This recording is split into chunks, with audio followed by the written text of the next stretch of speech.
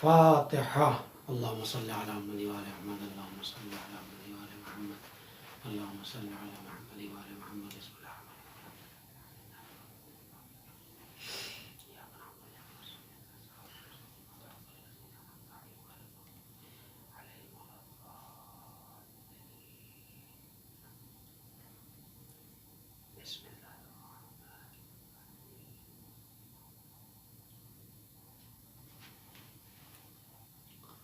لا حول ولا قوة إلا بالله العلي العظيم.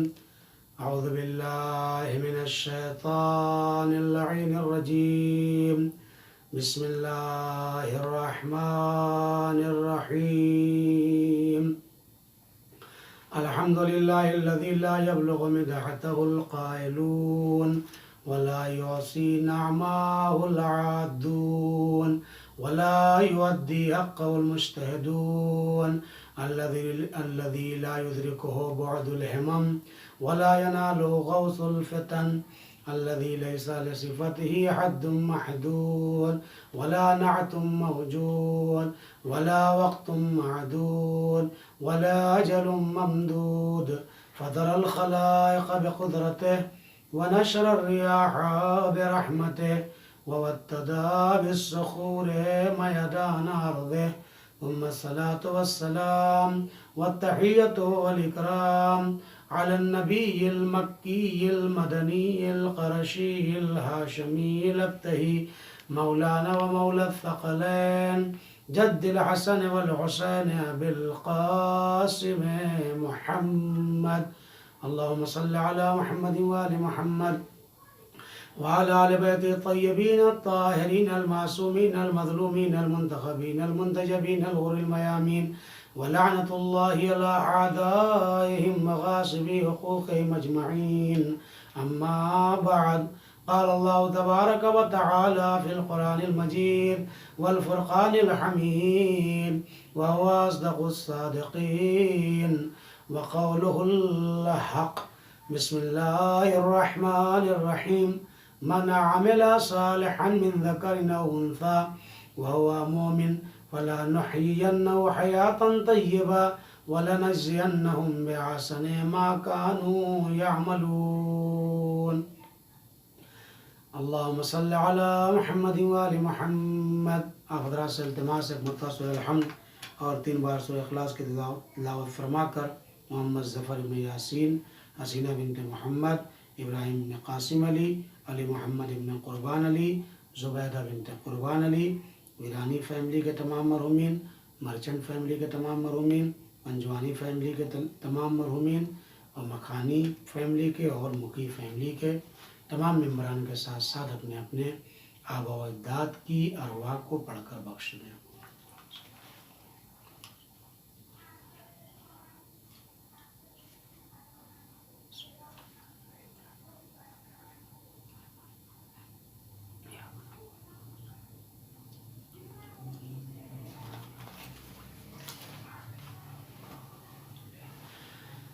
بسم اللہ الرحمن الرحیم.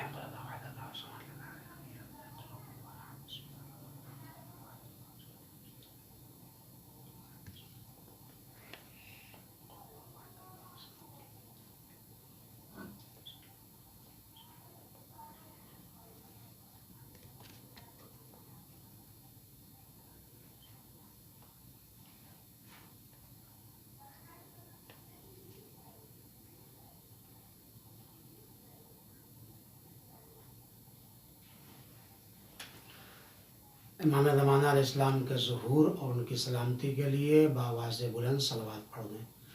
اللہم صل علی محمد وآل محمد وعجل فرجہم. عزیزان محترم، معزز سامعین کرام، صاحبان مجالس ایمان، مسلسل آپ حضرات کی خدمت میں سورہ نحل کی آیت نمبر 97 کے سلسلے میں حسینی طرز حیات اور حسینی طرز زندگی کے عنوان سے گفتگو جاری و ساری ہے. میں تمام مومنین اور بانیان مجالس کا تہہ دل سے شکریہ ادا کرتا ہوں کہ انہوں نے اس پورا شب دور میں آف لائن کے ذریعے ان مجالس کو منعقد کیا۔ یقیناً شہزادی کونین اس کا اجر اور ثواب عنایت فرمائیں گی۔ دعا گو ہوں پروردگار عالم کی بارگاہ میں کہ پروردگار عالم تمام مومنین کو اپنے حفظ و امان میں رکھے، پوری دنیا میں جہاں جہاں موجود ہیں، اور انشاءاللہ اس سال ادوات عالیات کی زیارت، بالخصوص اربعین حسینی کی زیارت پر ہم سب کو پہنچائے اور توفیق الہی ہمارے شامل حال ہو، تاکہ ہم نزدیک سے سرکار سید الشہداء کی کربلا معلیٰ میں زیارت کر سکیں۔ دعاؤں کی قبولیت کے لیے، مجالس کی قبولیت کے لیے، مرحومین کے درجات کو عالی ہونے کے لیے ایک مرتبہ اور صلوات پڑھ دیں۔ اللہم صلی علی محمد وآل محمد وعجل فرجہم۔ چونکہ یہ شب شہادت حضرت امام علی بن الحسین زین العابدین علیہ الصلاۃ والسلام ہے، لہٰذا ہم انشاءاللہ اپنی اس گفتگو کو امام کے نورانی کلمات کی طرف لے کے چلیں گے، اور ان کی زندگی سے وہ اقوال جو ہمارے لیے حیات طیبہ کا باعث بنے، اس کی طرف انشاءاللہ اشارہ فرمائیں گے۔ آیہ کریمہ ہے من عمل صالحا من ذکر او انثی وہو مومن۔ گفتگو جاری تھی کہ جو بھی عمل صالح انجام دے، چاہے وہ مرد ہو یا خواتین ہو، اگر وہ مومن ہوگا تو ہم اس دنیا میں انہیں حیات طیبہ عطا فرمائیں گے، اور مرنے کے بعد ان کے اس عمل کی بہترین اجر اور جزا عنایت فرمائیں گے۔ چوتھی مجلس کی گفتگو جو اختتام کی منزل پر تھی، وہ یہاں تک ہم پہنچے تھے کہ حیات طیبہ مولا کائنات نے فرمایا ہے بالعلم تکون الحیات، حیات جو حیات طیبہ ملنے والی ہے وہ علم کے ذریعے ملے گی۔ دوسری چیز لا حیات الا بالدین، اگر ہمیں حیات طیبہ حاصل کرنا ہے، حسینی طرز زندگی کو ہمیں اپنانا ہے، تو ہمیں دین شناس اور دیندار بننا پڑے گا۔ تیسرے مرحلے میں امام نے فرمایا تھا بالامر تکون الحیات، امر بالمعروف اور نہی عن المنکر کے ذریعے ہمیں حیات طیبہ حاصل ہوگی۔ اور چوتھے نمبر میں فرمایا تھا، چوتھا اصول اور فارمولہ مولا متقیان حضرت علی بن ابی طالب علیہ السلام نے اللہم صلی علی محمد وآل محمد نے جو دیا تھا، وہ یہ تھا کہ ہم نصیحت اور وعظ کے ذریعے حیات طیبہ کو حاصل کر سکتے ہیں۔ اور آخری چیز جو میں نے ذکر کی تھی وَبِالذِّكْرِ حیات القلوب، اور ذکر الہی کے ذریعے ہمیں حیات طیبہ حاصل ہوگی۔ یہ آخری گفتگو تھی، اسی سے میں لنک دینا چاہتا ہوں، یعنی جہاں پر ذکر الہی ہوگا وہاں پر حیات طیبہ ہوگی، اور وہیں پر انسان کو اجر اور پاداش ملنے والا ہے۔ آئیے امام سجاد علیہ السلام کی زندگی سے ہم کچھ ایسی چیزیں آپ کی خدمت میں پیش کریں گے جو حیات طیبہ کی طرف اشارہ کرتی ہیں۔ ذکر کی بات تھی تو حدیثیں تو امام کی بہت زیادہ ہیں، ہماری جانیں قربان ہوں، ہمارے لیے مشعل راہ اور ہدایت کا کام کرتی ہے۔ یہاں تک کہ علامہ مجلسی کی جب ملاقات ہوئی امام زمانہ عجل اللہ فرجہ شریف سے، تو انہوں نے کہا کہ اے میرے مولا، واقعہ مجھے کچھ ایسی دعا تعلیم فرما دیجئے جس کی بنیاد پر میں ان دعاؤں کے ذریعے اپنی زندگی میں بابرکت والی زندگی محسوس کروں اور حیات طیبہ کا مالک بن جاؤں۔ تو امام علیہ السلام نے لاکھوں کروڑوں دعاؤں میں کسی اور دعا کی طرف اشارہ نہیں کیا، بلکہ آپ نے فرمایا یا علامہ مجلسی تم صحیفہ سجادیہ سے مانوس ہو جاؤ۔ صحیفہ سجادیہ جو چوتھے امام علیہ السلام کی کتاب ہے، جس میں پہلے 74 دعائیں تھیں، بعد میں اس میں کچھ شرپسند لوگوں نے اور حکومتوں نے آ کر کے مشکلات کھڑی کی، کچھ اس میں سے لوگوں نے نکال دیا۔ آج بہرحال جس شکل میں ہمارے پاس صحیفہ سجادیہ ہے، تمام دعائیں اس کی معتبر ہیں، اور 54 دعاؤں کا یہ ذخیرہ ہمارے پاس ہے۔ نہ صرف یہ کہ یہ دعا ہے، بلکہ دستور حیات اس کے اندر ہے، جس کے لیے خود سید سجاد سلام اللہ علیہ نے فرمایا تھا اللہم انی اسألک خیر ما तसल, ऐ मेरे परवरदिगार मैं तेरी बारगाह से सिर्फ ये चाहता हूं कि मेरे हक में वो अता कर दे, मुझे वो चीज दे दे कि जो गुज़िश्ता अंबिया मुरसलीन और लोगों को अता की थी और जो उनके हक में बेहतर बात थी वो मुझे अता कर दे। मालूम ये हुआ जो दुआओं का इमाम है वो अपनी तरफ से कोई चीज का मुतालबा ना करके कहना ये चाहते हैं इमाम कि है मेरे परवरदिगार मैं तेरी मशीयत में अपनी दुआ को हायल करके मुदाखलत नहीं करना चाहता, जो मेरे हक में बेहतर है वो तो खुद करने वाला है। सलवात बर मोहम्मद वाले मोहम्मद, अल्लाहुम्मा सल्ली अला मुहम्मद वाले मोहम्मद वअज्जिल फरजहुम। अब मैं आपकी खिदमत में इमाम के नूरानी अक़वाल को पेश करता हूँ। ये वो दुआ है जो इमाम सज्जाद अलैहिस्सलाम राकिअन साजिदन कायमन काइदन, हमेशा आप खड़े होते थे तो इस दुआ को पढ़ते थे, रुकू के आलम में इस दुआ को पढ़ते थे, सुजूद के आलम में इस दुआ को पढ़ते थे, और जब आप बैठते थे तो आलम नशिस्तन में और नशिस्तन और बैठने के आलम में आप इस दुआ को पढ़ते थे। अजीजान मोहतरम बहुत मानवी दुआ है और ये मफातुल जनान में भी मौजूद है और सहीफे में भी आप इसका मुतालिया कर सकते हैं। अजीम दुआ है। देखिए क्या मांग रहे हैं, उसी जिक्र से मैं आपकी गुफ्तगू को आगे बढ़ा रहा हूं। वह भी जिक्र तकूनुल हयात, यानी जिक्र के जरिए इंसान को हयात तैयबा मिलेगी। तो इमाम की ये वो दुआ है जिसको आप रुकू में पढ़ते थे, सजदे में पढ़ते थे, क़याम में पढ़ते थे, क़ऊद में पढ़ते थे। वो कौन सी दुआ है? मेरा मौला फरमाता है वला तजअलनी नासियन लिज़िक्रिक फीमा उलैतनी, ऐ मेरे परवरदिगार मुझे करार न देना ऐसे लोगों में से जो तुम्हारे जिक्र को भुला देने वाले हैं। नासिए जिक्र वालों में मुझे करार न देना। ऐ मेरे परवरदिगार जो कुछ भी तूने अता किया है हमेशा उस जिक्र पर मैं शुक्र अदा करता रहूं, उस जिक्र को मैं हमेशा करता रहूं, उन चीजों को याद करके मेरी जबान रतबुल लिसान, मेरी जबान जो है वो तर हो जिक्र इलाही से और अल्लाह की यादों से।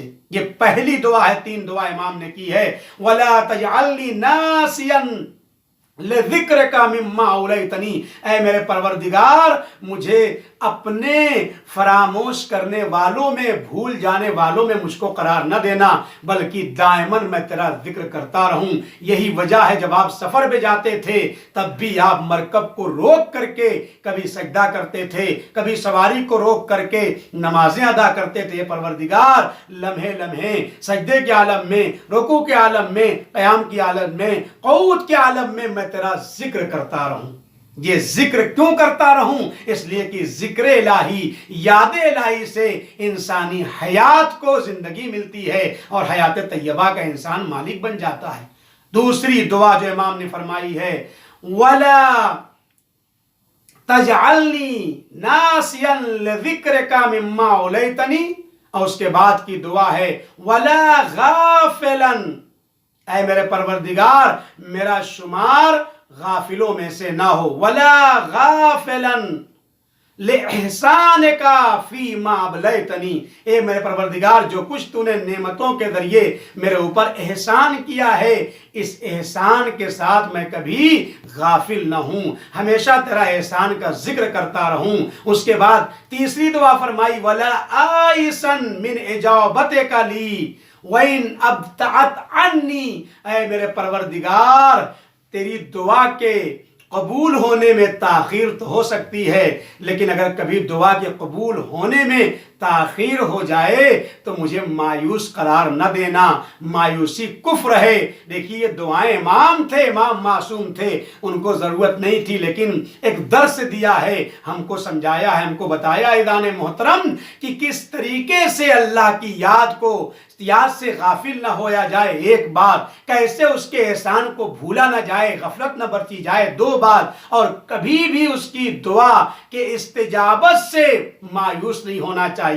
अगर ताखीर से हमारी क्या औकात है, हमारी क्या बसात है। अंबियाए कराम की बाज दुआएं 30-30 साल में कबूल हुई है, बाज दुआएं 50 साल में। कुरान मजीद में अंबियाए कराम की दुआओं को जो शुमार किया तकरीबन 160 दुआएं हैं। उन 160 दुआओं में बाज दुआएं ऐसी हैं जो अंबिया ने की लेकिन कबूल न हुई। मसलन जनाबे नूह की दुआ जो आपने बेटे के लिए की थी, अल्लाह ने फरमाया इन्नहु लैसा मिन अहलिक, वो तुम्हारे अहल में से नहीं है। यहाँ पर जनाबे नूह की दुआ को परवरदिगार आलम ने बेटे के हक में कबूल नहीं फरमाई और ये कह दिया वो तुम्हारा बेटा तुम्हारे अहल से नहीं है। इस तरह की 2-4 दुआएं भी आपको ऐसी मिल जाएंगी जो 50 साल में 60 साल में अंबिया कराम की जाकर कबूल हुई। लिहाजा हमें मायूस नहीं होना चाहिए। बस मैं अर्ज कर रहा था वह हुआ मोमिन होगा तो हयात तैयबा मिलेगी। आइए इमाम सज्जाद अलैहिस्सलाम की निगाह में मोमिन किसे कहते हैं, तो आपने फरमाया अलामातुल मोमिन खम्सुन, मोमिन की अलामतें 5 हैं। 5 अलामतें बताई हैं। हमारी जिंदगी में अगर ये 5 अलामतें आ जाएं तो दुनिया की निगाह में हम कुछ भी हों, लेकिन इमाम मासूम की निगाह में हमें मोमिन कहा जाएगा। और जब हम मोमिन हो जाएंगे तो हमें अमाल सालिहा की कीमत भी मालूम हो जाएगी और आयात तैयबा भी मिल जाएगी, अजर सवाब भी मिलेगा। अभी तो वक्त कम है और आखिरी मजलिस है, इसलिए मैं गुफ्तगू को समेटना चाहता हूं। मन अमिला सालिहन मिन ज़करिन औ उन्सा व हुवा मोमिन, वो मोमिन होता है। अलामातुल मोमिन खम्स, इमाम फरमाते हैं मोमिन की 5 अलामतें। इमाम सज्जाद अलैहिस्सलाम पहली बात क्या है, फरमाया अल वरउन फिल खलवा। देखिए तन्हाई में इंसान परहेजगारी अख्तियार करे, गुनाह से बचे, वरा अख्तियार करे। गुनाह और वरा में फर्क है। अज़ीज़ान मोहतरम तवज्जो चाहता हूं, वरा आगे की मंजिल का नाम है, गुनाह से बढ़कर है। कहा अगर तुम आलम तन्हाई में हो, मजमे में नहीं हो, तब भी गुनाह से बचना, ये वरा अख्तियार करना, ये मोमिन की अलामत है। एक शख्स था जो जाके तन्हाई में गुनाह करता था, जिनसी गुनाह था, गुनाह करता था। सादिक आले मोहम्मद इमाम जाफर सादिक अलैहिस्सलाम का ज़माना था। उस ज़माने में जब वो गुनाह किया करता था, इमाम को तब ये इत्तला जब मिली तो इमाम ने पूछा क्या तुम आलम तन्हाई में गुनाह करते हो? उसने कहा जी मौला, मुझसे आलम तन्हाई में गुनाह हो जाती है। तो इमाम ने गुनाह हो जाता है तो सिर्फ इमाम ने एक बात पूछी, ये बता दे अगर तू जिस वक्त गुनाह कर रहा है, अगर कोई बच्चा तुम्हारे इस गुनाह को देखे, तो क्या तब भी तुम इस गुनाह को अंजाम दोगे? कहा मौला हरगिज नहीं, मैं शर्मिंदा हूंगा उस बच्चे से, इस गुनाह को अंजाम नहीं दूंगा। तो इमाम ने फौरन फरमाया ऐ शख्स, तूने खुदा को एक बच्चे जैसा भी नहीं समझा, बच्चे के खौफ से गुनाह से बच रहा है। लेकिन वो वहदहु ला शरीक फइन्न शाहिद हुवल हाकिम, जो खुदा शाहिद है वही हाकिम है, वो हर जगह है, हर चीज को देख रहा है। क्यों नहीं उसके जलालो जबरूत के सामने उस गुनाह से तू रुक जाता? कहा कि देखो अगर तुम गुनाह से रुक रहे हो, बच्चे के गुनाह से रुकते हो, बच्चा अगर देख रहा है, और अगर खुदा देख रहा है उससे नहीं रुक रहे हो, तो इसका मतलब तुम मोमिन नहीं हो। बस मैं जल्दी जल्दी ये 5 चीजें गिना देता हूं। 5 अलामतें मोमिन की अज़ीज़ान मोहतरम। पहली चीज क्या है? अलवरउ फिल खलवा, खलवत में इंसान वरा अख्तियार करे। दूसरी अलामत क्या है?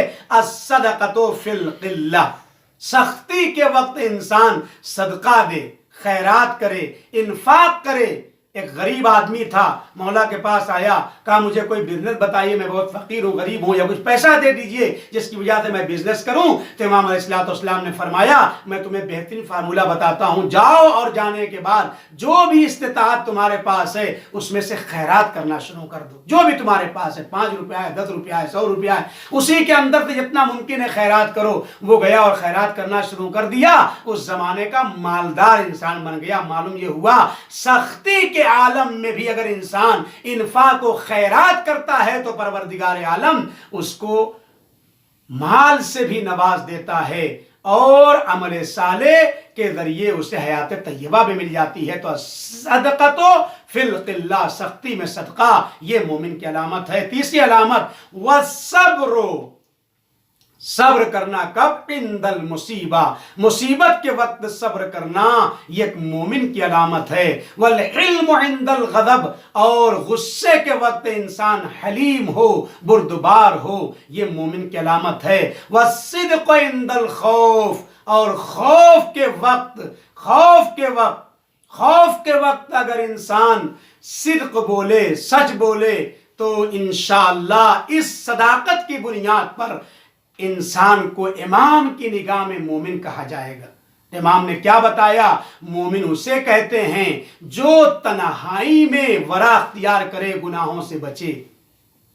अजीज़ान मोहतरम, ये 5 अलामतें मैंने जल्दी जल्दी बता दी। अब बात मोमिन की आ गई है तो अर्ज करना चाहता हूं, जो पहली हदीस इमाम ने पढ़ी थी, वला आयसन, इंसान को कभी मायूस नहीं होना चाहिए। अब ये तर्जे हुसैनी तर्ज जिंदगी के ऊपर गुफ्तगू हो रही है, तो मैं जुमले को समेट करके गुफ्तगू को मंजिल इख्तिताम तक पहुंचाऊंगा।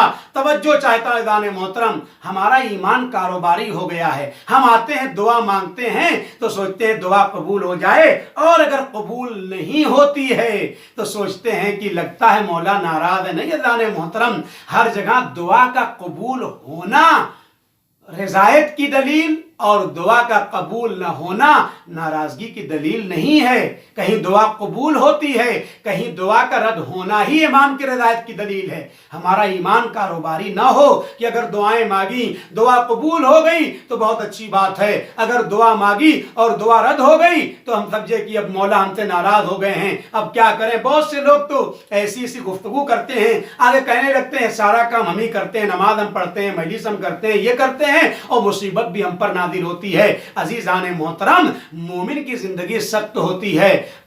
दुनिया सजनुल मोमिन व जन्नतुल काफिर, दुनिया तो मोमिन का कैद खाना है, जन्नत है काफिरों के लिए। असल तो जन्नत इंसान की जब है जब इंसान हयात तैयबा का मालिक हो। यहाँ पर इंसान आके सब्र का मुजाहरा करे, गुस्से के वक्त हिल्म और बुर्दबारी दिखाए, लिहाजा मायूस नहीं होना चाहिए। अंबिया की दुआएं जल्दी कबूल नहीं हुई हैं। 5-6 दुआएं ऐसी हैं जिसका वक्त नहीं, वरना मैं आपके सामने गिना देता, जिसमें अंबिया की दुआएं इंतहाई ताखिर से कबूल हुई हैं। और रिवायात में है, अगर इंसान को दुआ के रद्द होने की कीमत का एहसास और उसकी अहमियत का पता चल जाए, और पता चलेगा कब, जब इंसान दुनिया से चला जाएगा और परवरदिगार आलम उसको जो इनाम और इकराम से नवाजेगा तो कहेगा कि परवरदिगार ये सब किस लिए मुझे दिया जा रहा है। तो आवाज आएगी, तुमने दुनिया में कुछ मांगा था, मसलहत नहीं थी, हमने नहीं दिया था, उसकी बुनियाद पर ये चीजें यहां दी जा रही हैं। तो जानते हैं इंसान वहां पे क्या कहेगा, हे मेरे परवरदिगार, काश की दुनिया में मेरी कोई दुआ कबूल ही ना हुई होती, ताकि उसके बदले में हमें यहां मिल जाता। मालूम ये हुआ, अगर वाकई मानवियत को इंसान समझ जाए, मादियत से थोड़ा हट जाए, तो मालूम हो जाएगा उसके अमल की कीमत क्या है। इंसान दुआ मांगता रहे, चाहे कबूल हो चाहे कबूल ना हो, मांगने से फायदा यह है, अगर कबूल हो गई, चूंकि मासूम ने फरमाया है या कबूल होती है या ताखिर से कबूल होती है या रद्द हो जाती है। अगर कबूल हो गई तो मरने के बाद कुछ नहीं मिलने वाला है, ताखिर से कबूल हुई तो दोहरा सवाब मिलेगा। एक तो सब्र जो उसने किया है वो भी सवाब मिलेगा, और जो मांगा है वो भी मिल गया। लेकिन अगर खुदा न खास्ता मसलियत नहीं थी और रद्द हो गई, तो रद्द होने के बाद भी, मरने के बाद इतना बड़ा जखीरा और खजाना उसको मिलेगा कि वहां पर कहेगा, ए परवरदिगार, काश की मेरी ये दुआ दुनिया में कबूल न हुई होती, रद्द हो जाती, तो मुझे उसके बदले में ये चीजें मिलती। मैं मिसाल दे दूं, ये ना समझिएगा कभी जब दुआ कबूल हो तभी इमाम खुश हैं। बहुत आसान मिसाल है, पहले भी अर्ज कर चुका हूं, मिसाल नहीं अर्ज की थी, जुमला अर्ज किया था कि हमसे जो मोहब्बत करते हैं, कौन मोहब्बत करने वाले, हमारी माँ हमारे बाप हमसे मोहब्बत करते हैं ना, लेकिन इससे कहीं ज्यादा अहले बैत हमसे मोहब्बत करते हैं, और उससे कहीं ज्यादा खुदा अपने बंदों से मोहब्बत करता है। रवायात में है, अल्लाह अपने बंदों से, अल्लाह ने माँ के पहलू में ये मोहब्बत डाली है तो माँ बच्चे से प्यार करती है, वरना माएँ बच्चों को कत्ल कर दें। अब बच्चा है दुआ मांग रहा है, सुबह उठा, सर्दी का सख्त मौसम, मिसाल दे रहा हूं, कहा माँ हमें आप ठंडा शरबत बर्फ डाल के पिला दीजिए, बासी मुंह है, दुआ मांग रहा है बच्चा, है मेरी माँ, मैं आपसे ये दुआ करता हूं, मुतालबा करता हूं, मांगता हूं, मुझे आप ये दे दीजिए। क्या? सर्दी के सख्त मौसम में ठंडा शरबत। ये बताइए, अगर माँ शरबत पिला दे बच्चे की दुआ कबूल कर ले, तो इसमें ज्यादा अच्छी बात है? या मसलहतों को वो जानती है कि शरबत पी के इसका आलम क्या होगा, ना देना, यहां पर मोहब्बत सामने आती है। चलिए मैं मिसाल को बदल देता हूं, क्योंकि गर्मी का मौसम है, शायद जल्दी लोग दर्द न कर पाए, गर्मी के मौसम की मिसाल दे दूं।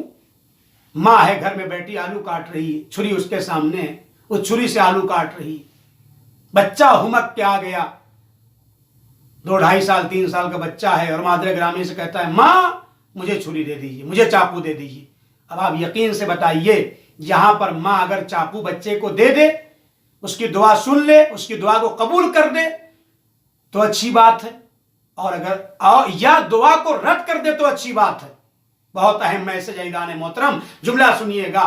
اگر ماں نے بچے کو شربت پلا دیا، اگر ماں نے نہ سمجھ بچے کو چاقو دے دیا اور بچے نے اپنی انگلیاں کاٹ لیا، اپنے وجود کو نقصان پہنچا دیا، تو جو بھی سنے گا وہ یہی کہے گا کہ کیسی ظالم ماں تھی۔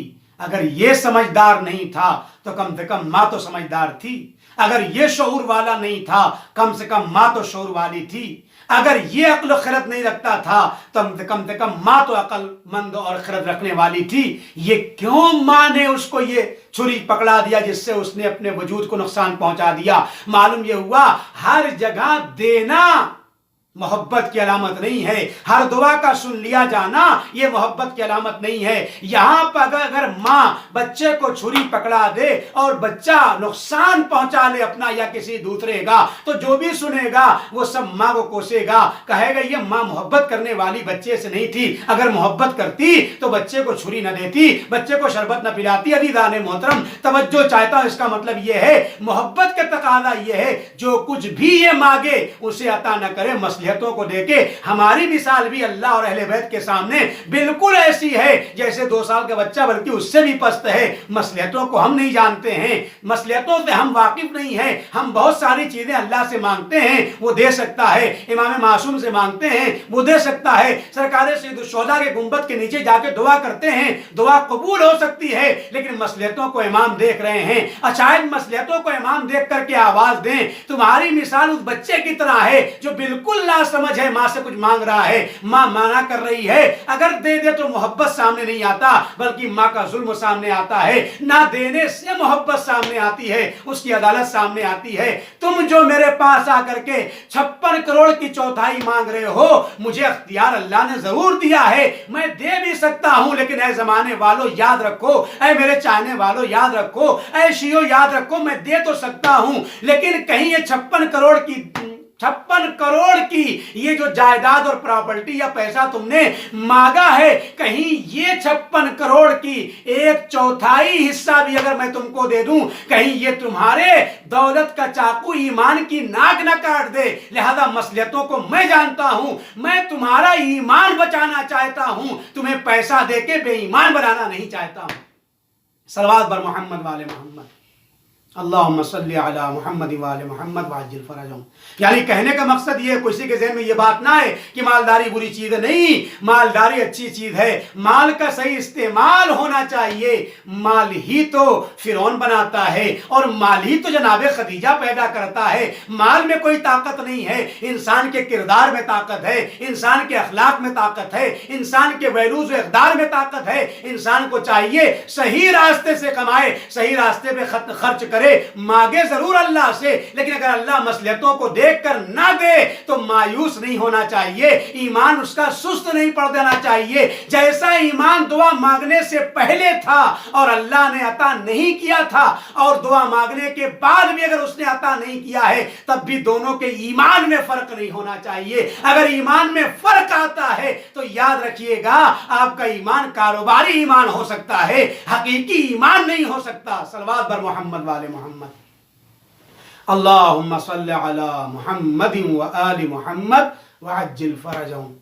کہیں نہیں منع کیا ہے دولت کے لیے، آپ خوب دعائیں مانگیں عزیزان محترم۔ امام سجاد علیہ السلام کی شب شہادت ہے جو دعاؤں کا امام ہے، اس لیے میں نے حیات طیبہ کے عنوان سے اس منزل تک آپ کو لے کر کے آ گیا۔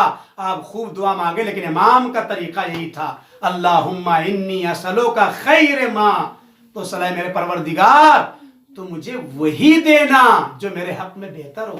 مجھے کیا پتا میرے حق میں کیا بہتر ہے، میں پراپرٹی مانگ رہا ہوں، جائیداد مانگ رہا ہوں، میرے حق میں بہتر ہے کہ نہیں ہے، نہیں معلوم۔ کبھی میرا مزاج غرور والا نہ ہو جائے، ابھی پیسہ نہیں، میں صحیح ڈائریکشن میں ہوں، کہیں پیسہ آنے کے بعد میرا ایمان مزمحل نہ ہو جائے۔ لہذا امام مصلحتوں کو جانتے ہیں۔ عزیزان محترم، یہی میسج و پیغام تھا. وقت میرا تمام ہو گیا، اس لیے آگے اگرچہ باتیں بہت ساری باقی رہ گئی ہیں، انشاءاللہ کبھی حیات رہی وقت ملا تو آپ کی خدمت میں عرض کروں گا. اے میرے پروردگار، میں دعا کرتا ہوں شب شہادت امام سجاد علیہ السلام میں، اے میرے اللہ ان سب کو جنہوں نے اس مجلس کو منعقد کیا ہے، کوشش کی ہے، زحمتیں فرمائی ہیں اور زحمت کر رہے ہیں، ان کی توفیقات میں یقیناً اضافہ ہے، مزید اضافہ فرما. پوری دنیا میں عدادی برپا کرنے کا اس سے بہتر طریقے سے موقع فراہم فرما، اور اربعین حسینی کی زیارت تمام مومنین کو نصیب فرما. عزیزان محترم، سوچا تھا کچھ واقعہ بھی آپ کی خدمت میں عرض کروں گا، لیکن دامن وقت میں گنجائش نہیں رہی. اگرچہ میں نے 2 حدیثیں، عظیم حدیث مومن کی علامتیں اور وہ حدیث جو اٹھتے بیٹھتے امام پڑھا کرتے تھے، میں نے آپ کی خدمت میں پیش کر دی. آخری حدیث اور مصائب. جب امام کی شہادت کا وقت آیا تو 5ویں امام آئے. بہت بڑا میسج عزیز. امام آئے 5ویں امام اور کہا کہ آپ مجھے کچھ نصیحت فرما دیجیے. اپنے بابا سید سجاد علیہ السلام سے فرمایا. تو جانتے ہیں جناب سید سجاد علیہ السلام نے کیا فرمایا؟ فرمایا کہ میرے لال، جب میرے بابا کا وقت آخر تھا تو میں نے بھی اپنے بابا حسین سے ہی کہا تھا، بابا آپ مجھے کچھ نصیحت کیجئے. تو میرے بابا نے مجھ کو یہ نصیحت کی تھی، ایاک والظلم. اے میرے لال، اس شخص پر ظلم کرنے سے ڈرنا، پرہیز کرنا جس کا کوئی مونس و مددگار خدا کے علاوہ نہیں. خدا سے جو آ کر کے فریاد کرے گا، اگر تم اس کے اوپر ظلم کرو گے تو اللہ اس کی آہوں کو سننے والا ہے. اللہ اکبر. جن 2 اماموں نے، امام حسین علیہ السلام نے اور امام زین العابدین اسلام نے ظلم سے منع کیا، روکا، دنیا والوں نے اسی امام پر کتنا ظلم کیا یہ ہم اور آپ اندازہ نہیں لگا سکتے. پڑھنا آسان ہے، سننا آسان ہے، لیکن جس پر گزرتی ہے اس کا اندازہ ہم اور آپ نہیں لگا سکتے، وہی لگا سکتا ہے. راہ شام میں ملتا ہے کہ ایک چاہنے والا، ایک صحابی آ گیا امام کے پاس، اور اس کی ایک بار صرف نگاہ ناموس اہل حرم پر پڑی. اس کے پتہ نہیں تھا، جب پتہ چلا کہ یہ ناموس اہل حرم ہے، زینب و ام کلثوم ہے، تو تڑپ گیا. سید سجاد کے پاس ہاتھوں کو جوڑ کر کے آیا، کہنے لگا، اے آقا سید سجاد، مجھے نہیں پتا تھا یہ ناموس اہل حرم ہے. ایک نگاہ میری ان پر پڑ گئی ہے، میں اپنے آپ کو گنہگار محسوس کر رہا ہوں. اللہ میرے گناہوں کو معاف کر دے، اور آپ دعا کر دیجئے کہ میں دنیا سے چلا جاؤں. یہ گناہ جو میں نے کر دیا، مجھے احساس ہو رہا ہے کیسے میں نے، جن کے اوپر سورج نے کبھی مشاہدہ نہ کیا ہو، آج میری نگاہ کیسے ناموس اہل حرم پر پڑ گئی. جانتے ہیں سید سجاد نے کیا فرمایا؟ کہے چاہنے والے، تیری ایک بار نگاہ اہل حرم پر پڑی ہے اور ان کے عالم و حالت کو تو دیکھ نہ سکا اور احساس کر رہا ہے کہ بڑی غلطی ہو گئی. ذرا سید سجاد کے دل سے پوچھو، ارے کربلا سے کوفہ، کوفہ سے شام، میں ہر لمحہ اپنی بہنوں اور ماؤں اور پھوپھیوں کے اس وجود کو دیکھ رہا تھا، کیسے کیسے عالم سے اور کیسی کیسی مصیبتوں سے یہ گزر رہی ہے. کبھی سکینہ کو دیکھتا تھا، ہے سکینہ فریاد کرتی تھی، بابا، چچا، بھیا میری مدد کو آ جائیے، عزادارو اجرکم اللہ. بہت عجیب منظر. اسی شام کا واقعہ دیدو. میں شہادت پڑھوں گا 2 منٹ کے لیے، آپ تصور کریں اور گریہ فرمائیں. عزادارو 25 محرم، شب شہادت امام زین العابدین، امام زین العابدین جس نے کتنی مصیبت ڈھائی، ہم آپ تصور نہیں کر سکتے. عزادارو کورونا کے ایام میں نہیں پتا کب کون کس وقت دنیا سے چلا جائے. اب اللہ سب کو سلامت رکھے، کوئی غم نہ دے سوائے غم اہل بیت کے. رہے جو اگلے برس ہمیں اور یہ غم پھر ہے، جو چل پسے تو یہ اپنا سلام آخر ہے. آقا سید سجاد کتنا ظلم ہوا آپ اندازہ لگائیں گے. خود سید سجاد نے اپنی زبانی مصائب پڑھا ہے، چند فقرے سن لیجیے عزادارو. کہتے ہیں سہل نامی شخص بیت المقدس سے شام کی طرف آ رہا تھا، اسے کچھ نہیں پتا تھا کیا معاملہ۔ ایک بار دیکھا کہ دربار یزید میں ظالموں کا استقبال ہو رہا ہے، بہت زبردست طریقے سے ان کو ہار پہنایا جا رہا ہے، کہ کارکنان جب آتے ہیں بڑا استقبال ہے۔ اور اس کے بعد اس نے عجیب منظر دیکھا کہ اس استقبال کے بعد جب 700 کرسی نشین بیٹھ گئے تو عزادارو اس وقت کچھ بیویوں کو لایا گیا جن کے ہاتھ بدھے ہوئے تھے، اور انہی بیویوں میں کچھ مرد تھے، بعض مقاتل میں 64 خواتین تھیں۔ بس جملہ سنیے گا عزادارو، سید سجاد کا عجیب عالم تھا۔ یہ شخص جاتا ہے، جانے کے بعد سید سجاد سے پوچھتا ہے اب کون؟ انہیں تفصیلوں کو چھوڑ دیا۔ سید سجاد نے تعارف کرایا، قرآن کی چند آیتوں کو پڑھا۔ جب اس کو یقین ہو گیا یہ حسین کے بیٹے ہیں، ارے رسول کے نواسے ہیں، عزادارو جب یہ اس کو یقین ہو گیا تو مرتبہ ہاتھوں کو جوڑ کے کہا اگر کچھ چاہیے تو بتا دیجئے۔ ایک بار سید سجاد نے ایک جملہ کہا، اے شخص آگے آ جا۔ وہ آگے آیا، کہا دیکھ میری گردن میں یہ جو توقع خاردار لگی ہوئی ہے، اس میں اور ہڈیوں کے درمیان اب گوشت اڑ چکا ہے، اگر تھوڑا سا کپڑا مل جائے تو ہڈیوں اور توق کے درمیان رکھ دے، مجھے شاید کچھ سکون مل جائے۔ ارے وہ شخص جاتا ہے، لباس لے کے آتا ہے اور لباس کو دونوں کے درمیان قرار دیتا ہے، لیکن یہ پارچہ اور لباس ارے خون سے رنگین ہو جاتا ہے، سر و سینہ پیٹ لیتا ہے۔ آقا یہ کیا عالم ہے؟ ایک مرتبہ امام نے فرمایا ارے جیسے میرے گلے کا عالم ہے وہی میری کمر کا عالم ہے، وہی میرے پیر کی ہڈیوں کا، ارے گوشت اڑ چکے ہیں، صرف ہڈیاں باقی ہیں۔ اجرکم اللہ۔ بس آخری جملے عزادارو سن لیجئے، مصائب اگرچہ بہت زیادہ تھے لیکن میں چھوڑ رہا ہوں۔ فرمایا کہ اے شیعو، ارے شام میں ظالم ہمارے اوپر آگ برسا رہے تھے، ارے ایک مرتبہ آگ کیا ایک شعلہ میرے حمامے کے اوپر آ گیا، میرا حمامہ جل گیا۔ اے سید سجاد، عزادارو 35 سال تک گریا اور ماتم کیا، جب بھی پانی آیا پہلے گریا کیا تب پانی پیا، جب بھی کھانا آیا قبلہ کرو کر کے آواز دی، ہائے رے میرا بابا حسین، بھوکا پیاسا شہید کر دیا گیا۔ عزادارو جب کبھی مدینے میں جاتے تھے قصاب پہلے پوچھتے تھے بھائی تم نے پانی پلا لیا؟